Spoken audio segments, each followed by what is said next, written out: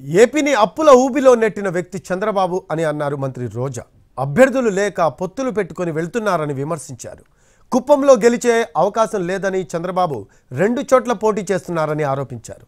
చంద్రబాబు పొద్దున్నే జనసేన, మధ్యాహ్నం కాంగ్రెస్, రాత్రికి బీజేపీతో ఉంటారని మండిపడ్డారు. ఆమె విజయవాడలో నిర్వహించిన నేషనల్ యూత్ డే సెలబ్రేషన్లో పాల్గొన్నారు మంత్రి రోజా.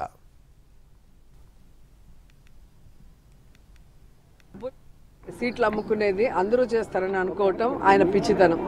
ఆయన తెలుసుకోవాల్సింది ఒక్కటే, ఈరోజు జగన్మోహన్ రెడ్డి గారు ఈ రాష్ట్రాన్ని నువ్వు అప్పుల్లో ముంచేసి వెళ్ళినా, రాష్ట్రాన్ని విడగొట్టినా సమర్థవంతంగా మరి ఎలా జగన్మోహన్ రెడ్డి గారు పరిపాలిస్తూ తానిచ్చిన ప్రతి వాగ్దానాన్ని 99% ఈరోజు సక్సెస్ఫుల్గా నెరవేర్చారు.